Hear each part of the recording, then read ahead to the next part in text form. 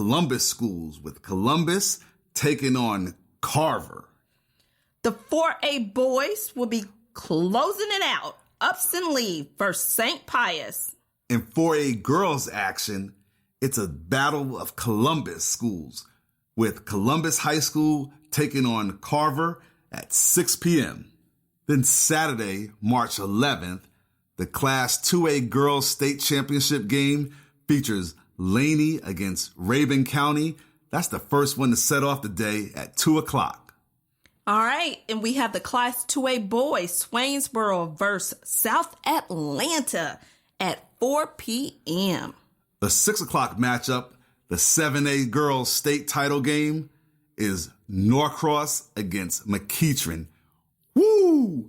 That's a hot ticket. Norcross and McEachern, not only the two best programs in the state, but maybe the two best girls programs in the entire country. Wow. Well, let's see if the Norcross boys could get in there and close it out. Class 7A boys, Norcross versus Tift County at 8 p.m. So Norcross also going for that double dip. Boys and girls championship games. Remember, you came with me a couple of years ago to cover a game up at Norcross. And it was beautiful. Let's see if their basketball game is just as beautiful as the campus. Oh, it is. Did you see all those championship banners they had hanging in the rafters? Did I? Boys and girls in basketball. Norcross is a great program. They're beasts. That's what they are. A beast. So that's the Georgia High School Association state basketball games going down this week. Man, that's going to be some hot action. And if you are in the area, make sure you go check it out. Support our youth. Support our schools all day. Now, we will be posting scores and updates on Twitter.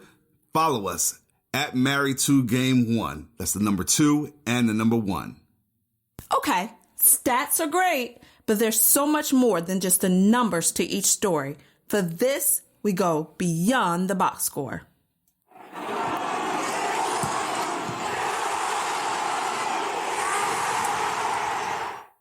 Today's installment of Beyond the Box Score sheds light on Purdue Boilermakers star sophomore Caleb Swanigan. The Boilermakers clinched the regular season Big Ten title with a 14-4 mark in league play and went 25-6 overall. They're the top seed in this week's conference tournament and will have a spot in the NCAA dance. But the true tale of success is Swanigan's perseverance in overcoming childhood obesity, homelessness, and the death of his father. His story is very touching and very heartwarming. It makes you, it's a tearjerker. Mm-hmm. It's definitely a tearjerker, and it makes you root for him. And he has overcome so much to have a dad that was... He lost his father from diabetes. Right. And with his health issues, his father was almost 500 pounds. Right. His father was struggling with drugs. Right. And his mom was raising 6 kids. Right. And then Caleb bounced around in homeless shelters as well, too. Right. And I know he had both parents in the home, but physically his dad was there, but not there. Exactly. You know? Yes. And so his mom had to take on the mentality of a single mother. And she struggled to take care of him and his siblings. And I could feel that because, before I was blessed with you, hon, I was a single mother. And it's hard. He had a very unstable upbringing until he met Roosevelt Barnes. Yes. Purdue football star. Who had a benevolent heart. Yes. And took him in. Wow. And then what's interesting is that they called Caleb Biggie, like the rapper, because he was so heavyset. Right. But he ended up shedding the weight. Shedded it. Toned up. Yes. And he became, pardon the pun, but the big man on the court.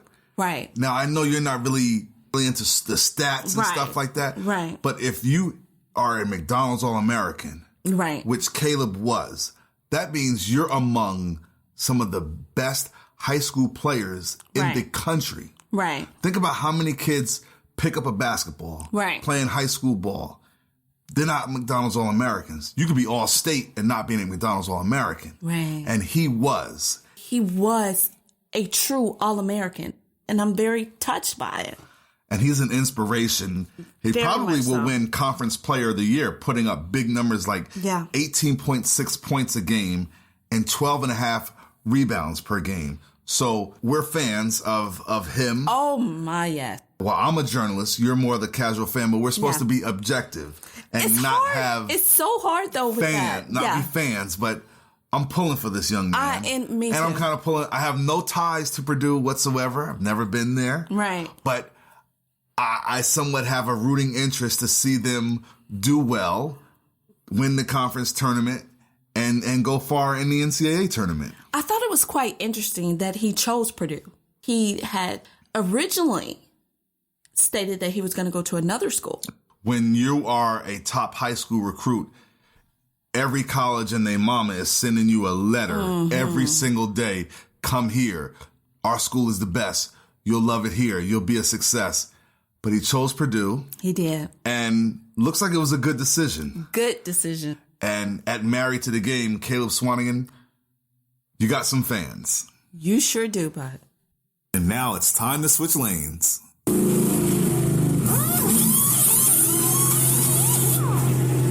Welcome to the Pit Stop, where we prep for the final lap with a personal perspective on what's hot and what's not. There's been some unbelievable individual performances in the NBA this season. A new record has been set for the most overall triple-doubles. You can mainly thank Russell Westbrook for this milestone. He's been going toe-to-toe with James Harden for MVP honors. Of course, there's the usual suspects, LeBron, Steph, and KD, prior to the injury. Lest we forget the team version of the usual suspects, Lakita's San Antonio Spurs. They're always in the mix as a title contender, and they're right on the heels of the Western Conference leading Golden State Warriors. This is because of Kawhi Leonard. It's hard to believe a player who ranks 7th in the league in scoring, averaging 26.1 points a game, is underrated. But such is the case for Leonard. For my buck, he deserves a lot more buzz than he's been getting this year. He can shoot from all spots on the floor, but what has me hook, line, and sinker is his defense. Leonard is 5th in steals with 1.9 swipes per game. Playing defense is all about effort, and he's a lockdown specialist, making it an everyday struggle for those trying to dribble by him. Because of his two-way dominance, I've switched my thought process from rolling with Westbrook and giving the respect of being named MVP to Leonard. He's a bad boy. And that's all I have to say about that. Well, the clock's hit 000, and that's all the time we have today. It's been a thin slice of heaven chilling here with you. Now, be sure to follow us on Twitter. That's at Married2Game1, the number 2 and the number 1. And like our Facebook page, Married to the Game. We'll catch y'all on the rebound. Peace. Married to the Game was written by Rory Sharrock and Lakita Sharrock. The podcast was mixed and produced by Traxa Taylor. Marketing and press details are courtesy of Joseph Bonner of iCast Media.